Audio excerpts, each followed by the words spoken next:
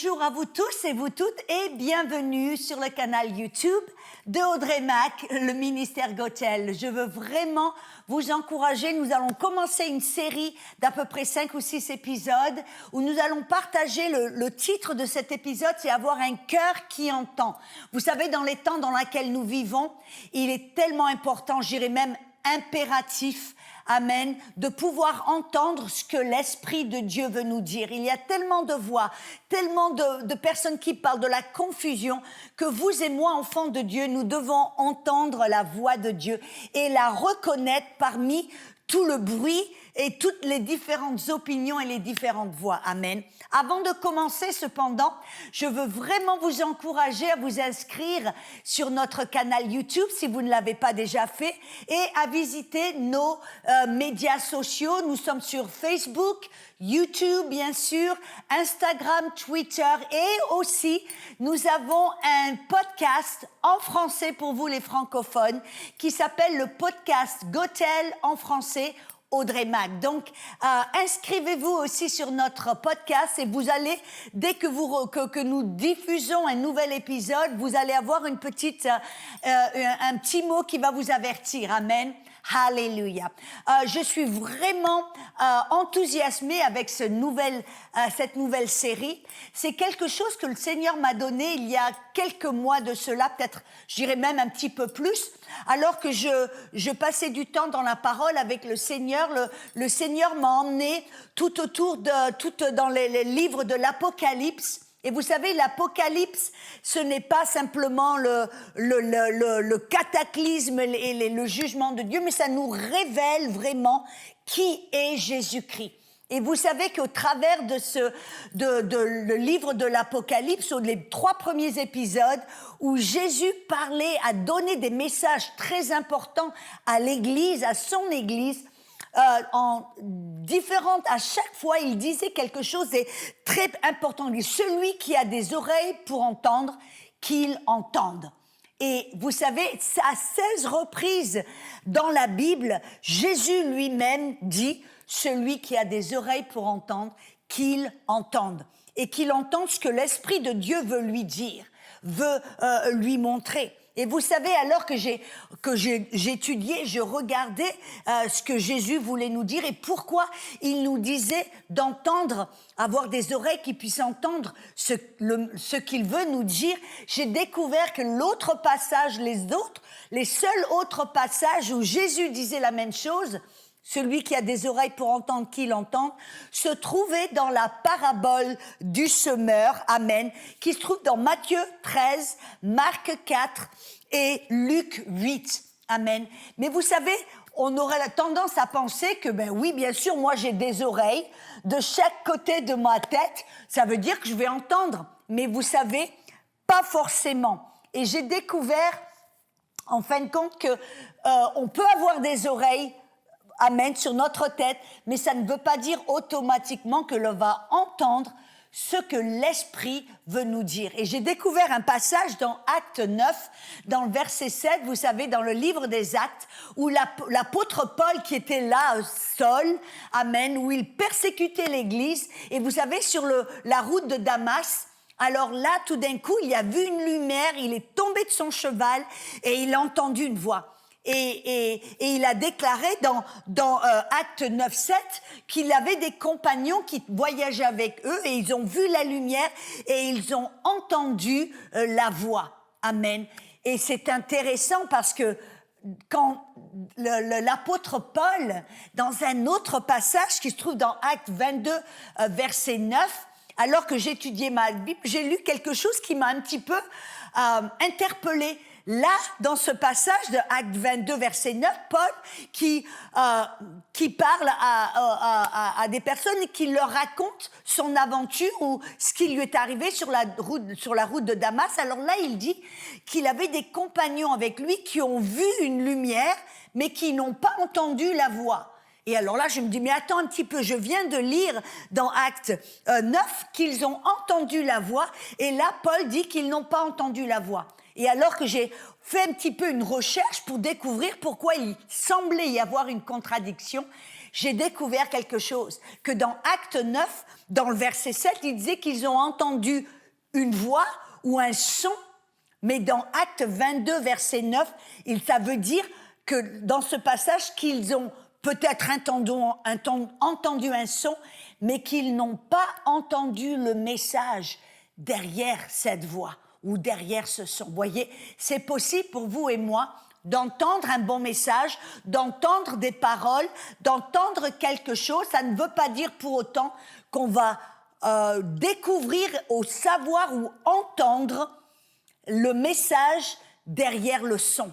Voyez, par exemple, on a un très bon exemple, quand Jésus il était sur la terre, et il y a un moment donné où le Père a parlé, certains ont entendu la voix de Dieu et le message, et d'autres ont entendu en croyant que c'était un éclair. Voyez ? Donc, je veux vous faire, dans ce message-là, on va découvrir comment vous et moi, passer au-delà d'entendre un son, mais d'entendre le message, d'entendre la voix de Dieu. C'est, comme je vous l'ai dit juste un petit peu auparavant, c'est tellement, tellement important pour vous et moi d'entendre ce message. Amen. Alléluia. Et vous savez, comme je l'ai dit, Jésus, de la même manière, a dit dans la parabole du semeur, il a dit « Celui qui a des oreilles pour entendre, qu'il entende » ce que l'Esprit de Dieu veut communiquer ou veut dire. Et on voit là que ce sont les deux seuls passages où Jésus a affirmé ou a déclaré à haute voix, où il s'est écrié que celui qui a des oreilles pour entendre, qu'il entende. Et on voit là qu'il y a une connexion entre les 3 premiers chapitres de l'Apocalypse avec les passages de la parabole du semeur. Pourquoi ?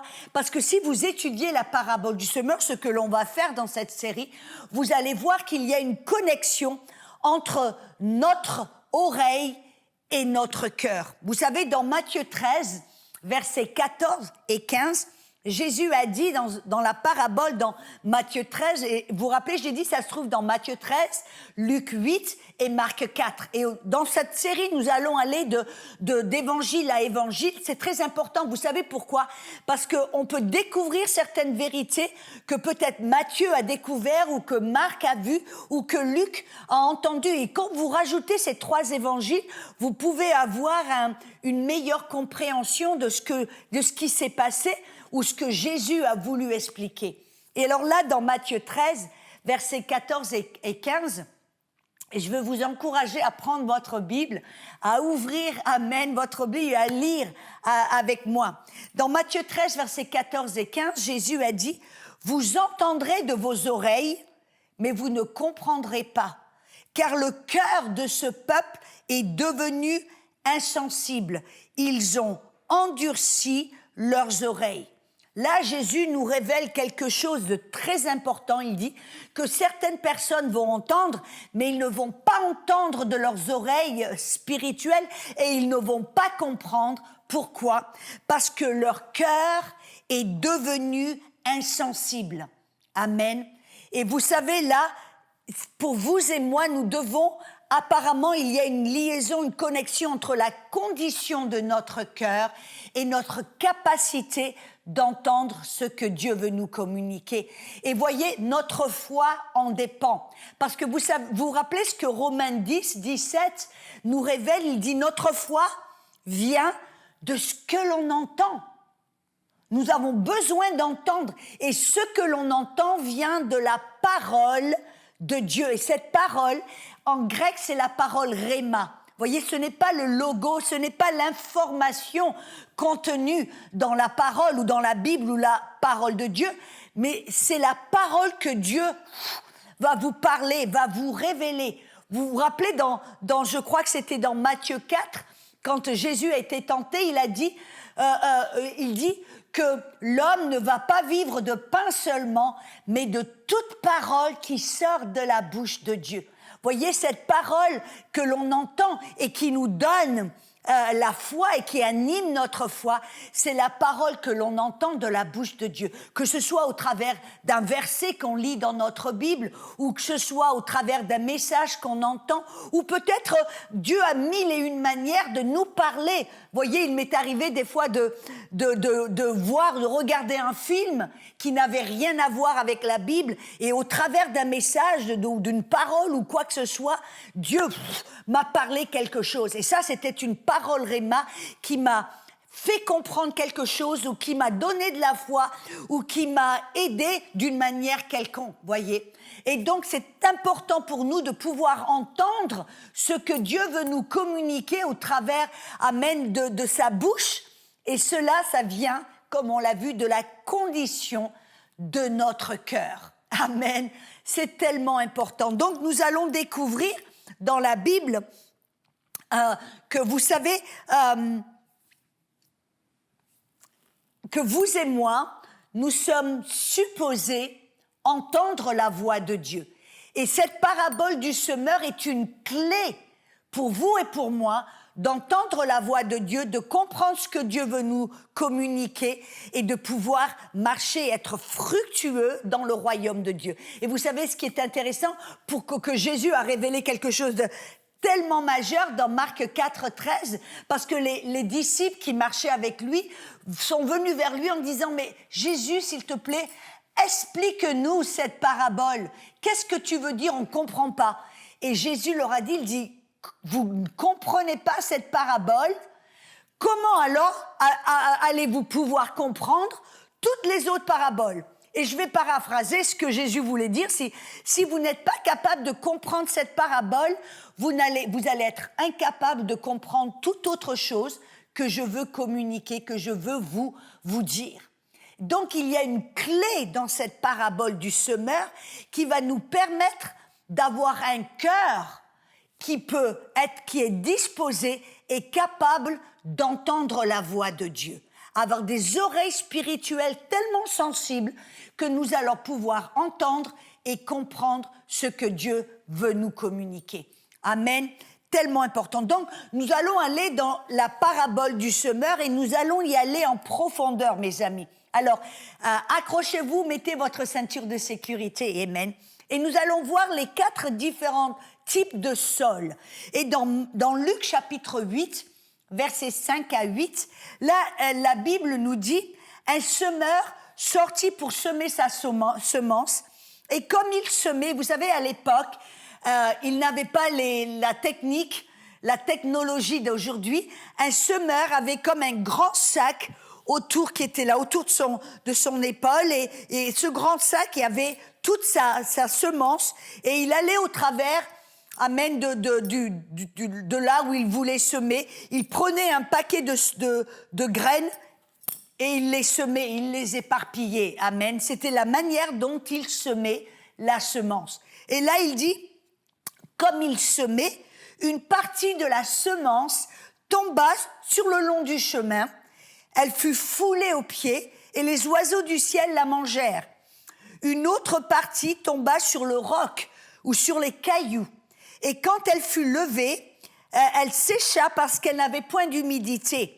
Une autre partie tomba au milieu des épines, et les épines crurent avec elle, et elles étouffèrent, amen, la plante. Une autre partie tomba sur la bonne terre, et quand elle fut levée, elle donna du fruit au centuple.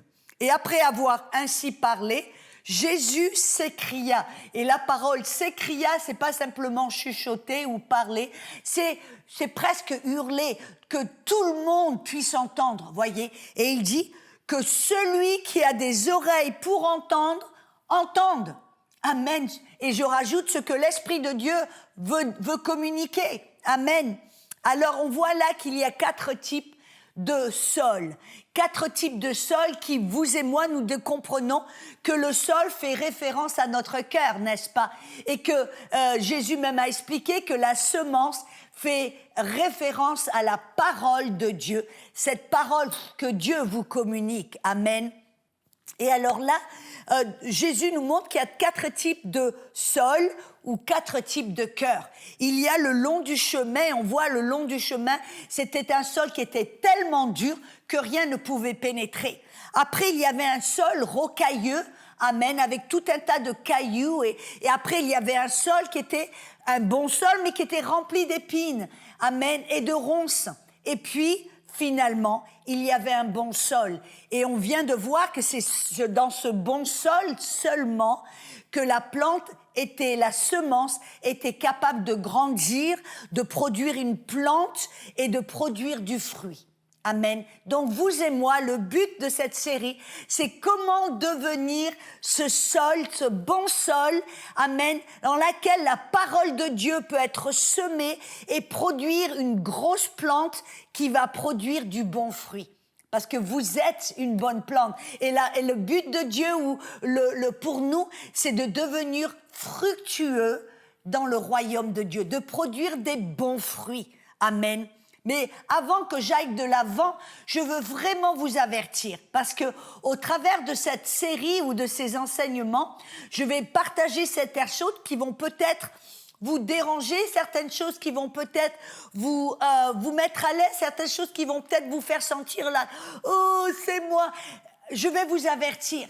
Voyez, ce message n'est pas pour vous condamner, pour vous écarter, vous éliminer, vous disqualifier.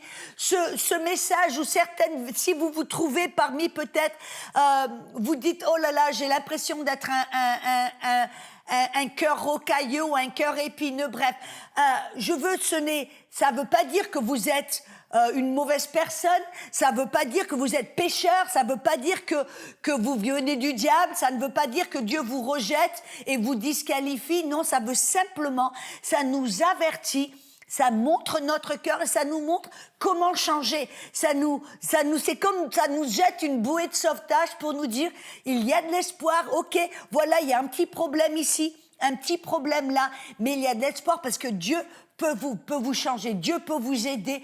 Amen, à devenir un bon cœur, un cœur qui peut recevoir la semence, un cœur qui peut devenir un cœur, une vie fructueuse. Amen. Alors, si vous vous sentez mal, si vous vous sentez condamné, non, ça ne vient pas de Dieu, ça vient du malin, alors rejetez-le et continuez à écouter, parce qu'avec chaque message, et on va voir chaque sol ou chaque cœur, il y a quelque chose des vérités pour nous aider à être transformés par la puissance de Dieu, par l'amour de Dieu. Amen.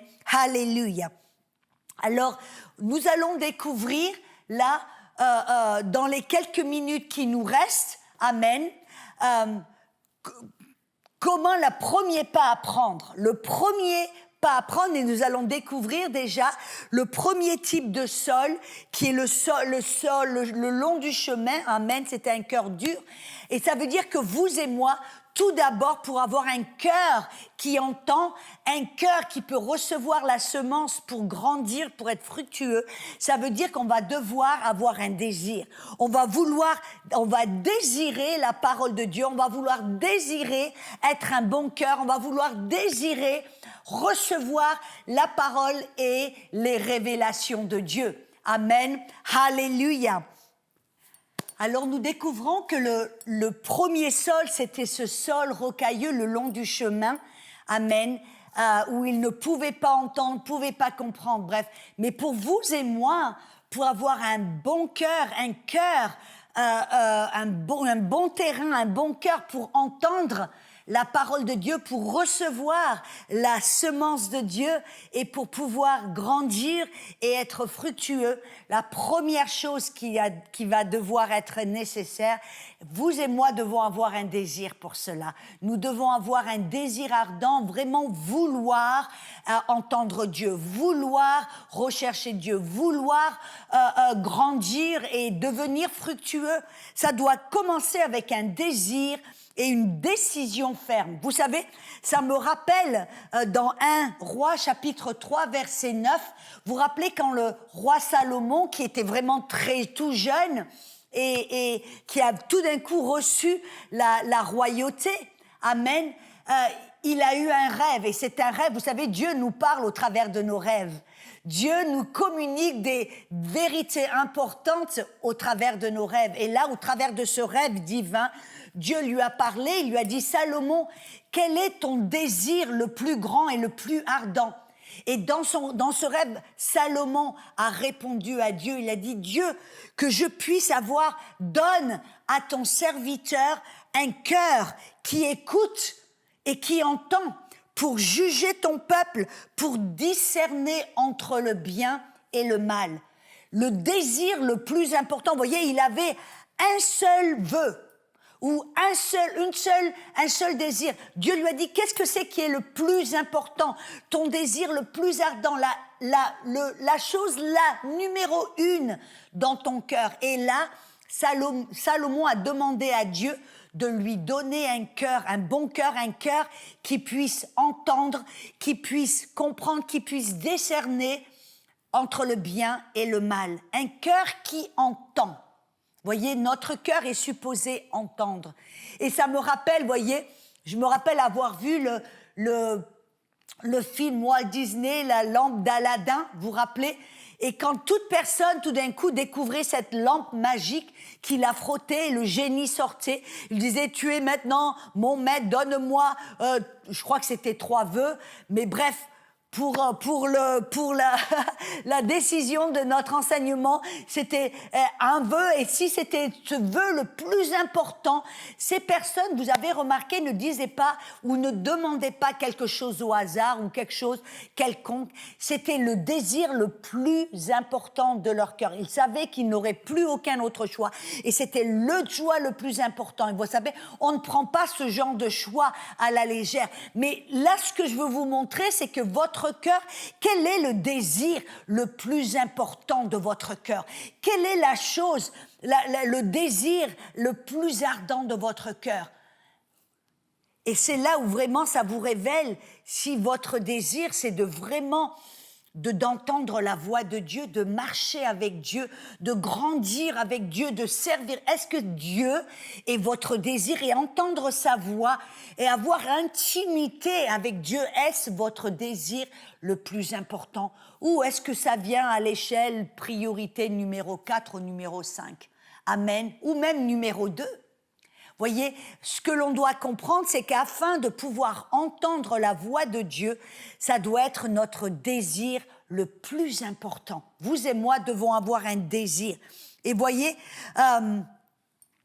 la vérité, c'est que tout le monde, ce n'est pas le désir de tout le monde. Même je parle ici des chrétiens dans l'Église. Amen. La plupart des gens, vous savez, leur désir, ce n'est pas vraiment Dieu, c'est comme c'est un désir numéro, c'est simplement un supplément, quelque chose qui rajoute à leur vie, mais ce n'est pas leur priorité, ce n'est pas leur désir le plus grand. Entendre et marcher avec Dieu n'est pas leur priorité numéro 1. Amen. Et la Bible nous révèle, même dans cette parabole, exemple Matthieu 13, verset 15, Jésus nous révèle une vérité tellement importante. Il dit, car le cœur de ce peuple est devenu insensible. Amen. Ils ont endurci leurs oreilles et ils ont fermé leurs yeux, de peur qu'ils ne voient de leurs yeux, qu'ils n'entendent de leurs oreilles, qu'ils comprennent de leur cœur, qu'ils ne se convertissent et que je ne les guérisse. Amen. J'aime bien, il y a une version, dans la version, la traduction Passion.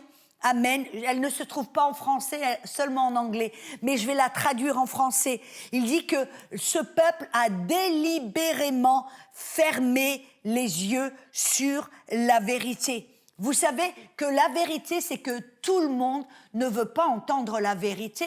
Tout le monde ne veut pas entendre vraiment ce que Dieu veut révéler, parce que la vérité exige un changement. On voit là dans Matthieu 13, il dit, ils ont fermé les yeux, ils ont endurci l'oreille, ils ont fermé les oreilles de peur qu'ils n'entendent. Pourquoi?